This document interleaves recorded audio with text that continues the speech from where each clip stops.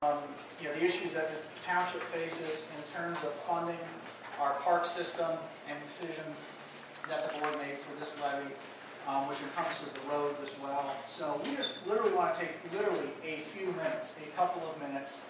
I'm going to turn it over to Mr. Gonzalez here in a minute to kind of talk through these numbers a little bit, and we'll open up for questions, and hopefully we'll wrap this up relatively quickly. So, Randy, thank you, Jamie. Thank you all for coming tonight. We're really going to turn this meeting over to you people shortly. As soon as we go through these numbers, then we want to talk about how we get this levy passed. But looking at the numbers up on the board, and I believe it's in your handouts also, what really caused this issue is we're going to lose over $1 million. You can see that broke out on here. It's 2.97 is the total. And it's really been cuts from the state. We're going to lose over $1 million next year. In 2013, Jackson Township has been averaging well over $1 million a year every year in estate taxes. That estate tax has pretty much funded Jackson Parks, which operates at a budget anywhere from $800,000 to $1 million on a yearly basis. Then we've lost undivided local government funds from the state, a portion of that, and other taxes. I really don't need to go into all that. I don't want to confuse anybody, but we're basically losing all this funding from the state, and that's all laid out in there for you. So the Board of Trustees has decided, how can we make this up? Well, we knew this has been coming for a long time, and the Board of Trustees has been working on this for years. I mean, we could see it was coming. We've been saving money in capital funds to help us get through, but with everything that they've done, we just can't make up for that type of loss. The board has cut, actually, probably best one of you want to go through the combinations of what they've done by joining departments together. Because I think the first thing people are saying, it's a terrible time to raise taxes. We all know that. It is a terrible time to raise taxes. But there's been tons of cuts. They have pulled that belt in about as tight as they can. And we're at the point now, any more cuts are going to result in loss of services.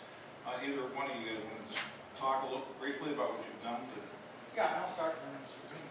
And obviously we have, and I appreciate the work of Mr. Gonzalez. We've worked hard as long as I've been in the board, but even really before I was here. So 4.5, 5+ years, to continue to consolidate and save money and work efficiently and as effectively as we can. One of the big things that we did over the last couple of years was combining a number of departments into a public works department. We reduced several department heads. We're down, I don't even remember the exact number of employees, but 8 or 10 employees throughout the township in these departments. So we've worked very, very hard.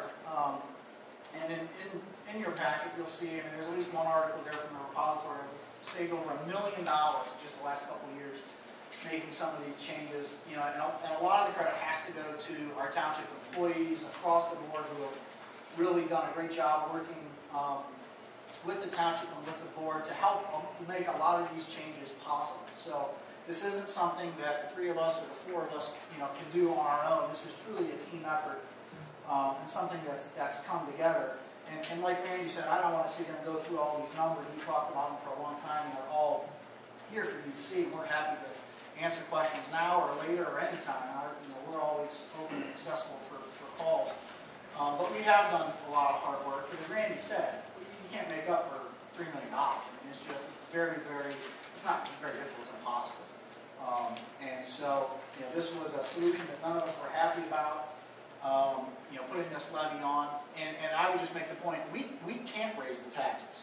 We can't do it. That's up to you. I mean, that's up to the township to decide whether or not we want to fund our parks and our roads in the manner that this board thinks is the best way. But ultimately, it's up to the voters. Absolutely. Again, I'd like to thank everybody also. And, this started a number of years ago, and I wanted to give Mr. Gonzalez a lot of credit. He had the law change in Columbus, and we had a lot of capital accounts. We put monies away. When Mr. Meeks and I were trustees, and Mr. Gonzalez was the fiscal officer, we started putting money away about 10 years ago. And we did that to get by the levies. Now, as you know, we haven't increased levies for, what, 10 years, Randy? About 10 years. We had enough monies to get through police, fire, highway, with our capital funds until this happened. When Columbus took this kind of money from us, there's no way that we're going to have other problems down the road, but this is our first problem with our parks. Our parks never had an operating levy. It always was out of the general fund, and this board, and again, I'm talking back when myself and Mr. Meeks and Mr. Gonzalez 13 years ago, we said we're not asking for money unless we need money. And unfortunately, we're here today because of that. When we consolidated the three departments, Mr. Walter said we eliminated department heads. We had our employees in, we talked to them. It's a team effort, starting from with our administrator to our department heads, our foremans, and again, all our employees. They've been excellent. Our goal is to provide the best possible service we can for the residents of Jackson Township, and I think we do that. But now it's up to you if you want, what you want to do. We have this highway levy that's coming into next year. Am I correct, Randy? Yes, 2013. That's coming up. Well, when we consolidated the three departments, we can't use highway funds for our park department or our maintenance department. So what we decided to do in this consolidation and cross-training everybody from the parks and the highways and the maintenance, we have maintenance people plowing snow, we have park people plowing snow. We actually cut Mr. Volpe's force down. At one time we had 18 labor specialists, we went down to 13 labor specialists, and correct me if I'm wrong, we're down to about 9. We're down to 9. We can't cut it anymore.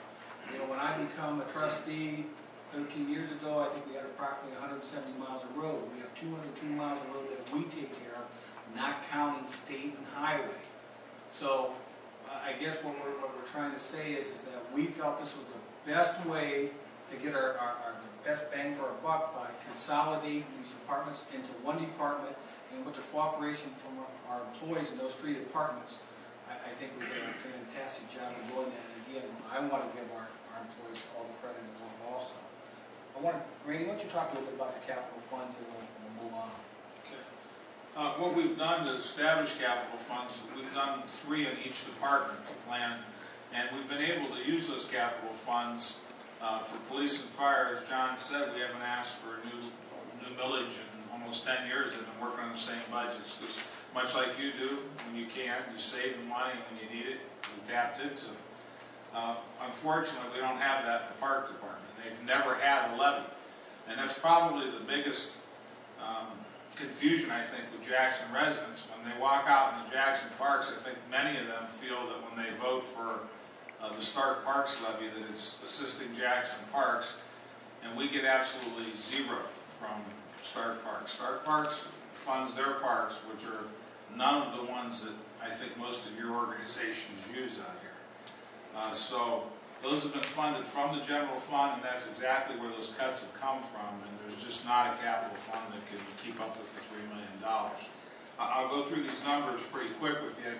I want to explain one of the main issues that I think the trustees made a wise decision. There's much discussion went into this. Some people said, why didn't you just renew the road levy? Why didn't you just put on a park levy? The best explanation is, how many times can we go to the voters and ask continually for levies? We have a police levy, we have a fire levy, and we know safety forces are the most important thing out there. Well, we have a highway levy, and now if you throw a park levy on top of it, you guys would be looking at a levy almost every year on the ballot. So by rolling these together, it does 2 things. It leaves us with the 3 levies that we currently have, police, fire, and a highway, which now will be expanded to include the parks. And it also gives the flexibility of some of you that work very hard in the park committees here and planning with our board of trustees. There may be a year that there might be a big project in the park, and it would give the board the flexibility to maybe do that big project that year out of the budget. And then the next year there might be a big, when you look back here at all these pictures on the wall, all those intersections, those were mostly paid for by that highway levy. And the importance of still having that money for that highway is that we leverage that money. It goes, and it usually multiplies 10 times the amount. So when you see those projects back there, it's usually something where we've either done a project with the county or the state. And that money gives them the flexibility to maybe on one of those years say, okay, we're going to maintain the parks, we're going to have a great big project, but we have a huge road project we have to do. Those flexibilities are probably the best for you because, again, we can get as much bang for our buck as we possibly can by leveraging that money. If I can turn you to the screen here, just so you get an idea, on the first column up there, the current levy that right now generates about $1.16 million. That levy is so old, it's actually 3 mills. If that was today's current millage, it would generate over $4 million, and it currently generates 1.16. That's the road levy he's talking about. Yeah, this is the one that's due to expire. That levy was originally put on, what year, Ralph, do you remember? They voted on it in 1977. So since 1977, that levy has never been increased. It's only been renewed, never asked for any more.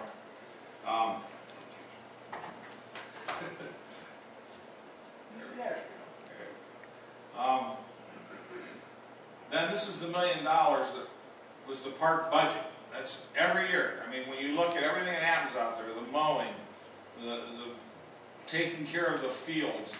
Somebody asked the question, and this is a very true answer. Now, if we fail this, and we fail it, say again, what would happen to the parks? It would be basically mowing. There would be no more showing up to do the baseball fields, and there would be no more lining of the football fields. It would be just basic mowing to keep them from growing over, because there's just no money in it. The way that it works, the best explanation I can give you is the township does a budget, and we go through every department, and it's a long process. The trustees spend a lot of detailed time with the department heads. If you saw their budgets, it's in binders like 3 to 4 inches thick. And each department comes in every night, and they go through a budget, and we go through every one. And the last budget, it's the park budget. The last budget is whatever's left in the general fund. Well, what will happen? There'll be no money left in the general fund. It will all be expended, and there will be no parks budget. And that means you're going to have to cut in other areas. Highway and some of the services, things that you get accustomed to now, like the dump sites and the things that we can do out here where you might take your leaves and that, those things will probably come to an end. So that $1 million is a huge budget that we have to have. And here's the general fund losses. So when you look at the net loss, here we are at almost $3 million, 2.9. The trustees were emphatic that we tried to keep that number below the losses, that we could even cut a little bit more. So the new levy won't even generate that entire loss. But it is the, scroll down a second.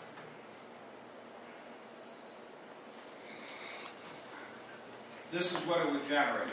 And here's where your cost would be at. So it's pretty much showing it. We try to do this as realistic as possible. The average house in Jackson Township, many people will say, they always base it on $100,000. The actual, according to the state or county auditor, house in Jackson Township is $175,000. So what they would do is they'll let the road levy expire.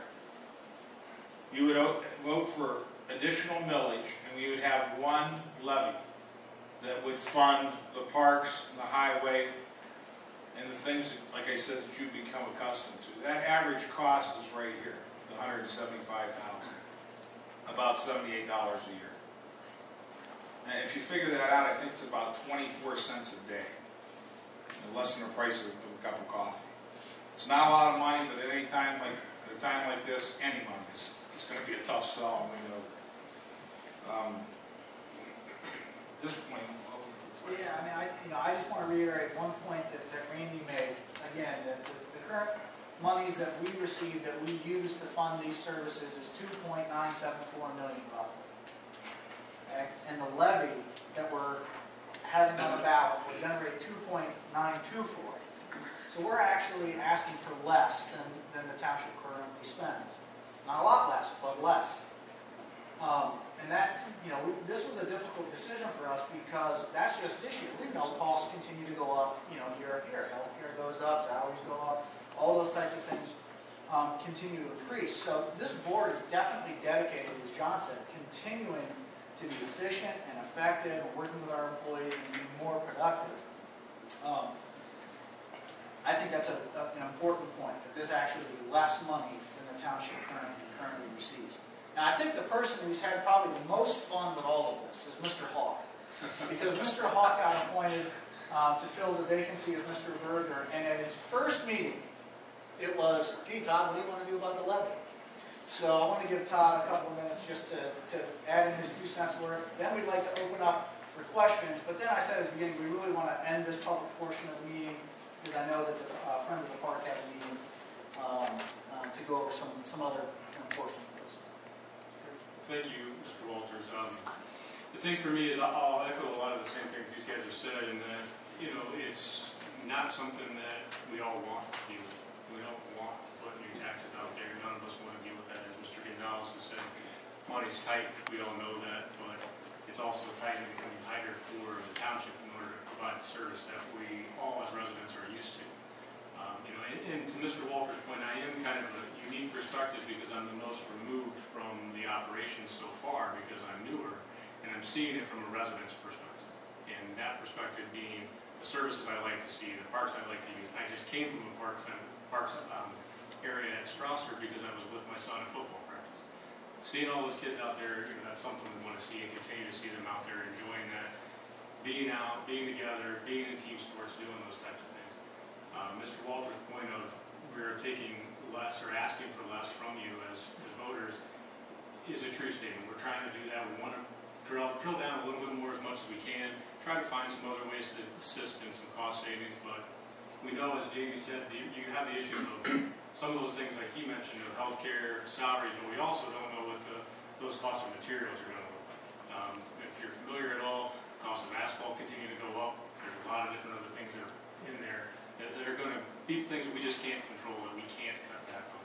So that's why it's got to happen. We've got to be able to do this to maintain what we have now and give the residents what they're used to seeing from Jackson.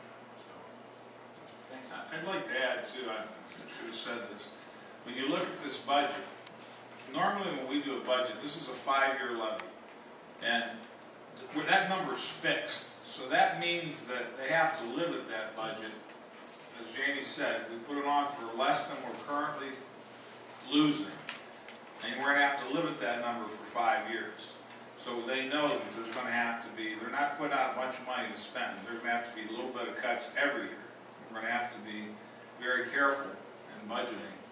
5 years from now, we know costs will probably be much higher than they are today, and yet the income will be the same. When I first decided I was going to get involved in Jackson Township, he was about 3 years old, my daughter was 5, and they were ready to go into T-ball. It's a true story. Steve will attest to it. The only baseball fields in Jackson Township were behind the schools. There was no parks out here. And when you showed up to coach, I showed up the first day and they said, we have to drag the field and line it. There was a metal box spring from a bed. You tied it on the back of your car. You drug it around. There was a bag of line, a string, and a coffee can. And that's how you put the lines down. Now, most of us were rushing from our jobs to make it there by 5 o'clock to get there and line the fields. As you can see, we've come a long way. And too many people just take it for granted. We have to make them understand it is definitely a luxury that you've been paying for through the general fund for years, and the general fund is just not there. Talking to parks about this day coming. But we need to get the message out that the day is here, and we need everybody's support and involvement. Not just money. Money will come. We need the legwork, like you said, Steve. And because the alternative is real. If we don't rally together and we don't succeed in this, and the way we're going to succeed is everybody understanding what the facts are and what the outcome is, whether it's a positive outcome or a negative outcome. That's being realistic. So that's the message that has to get out, and it's not just blowing smoke.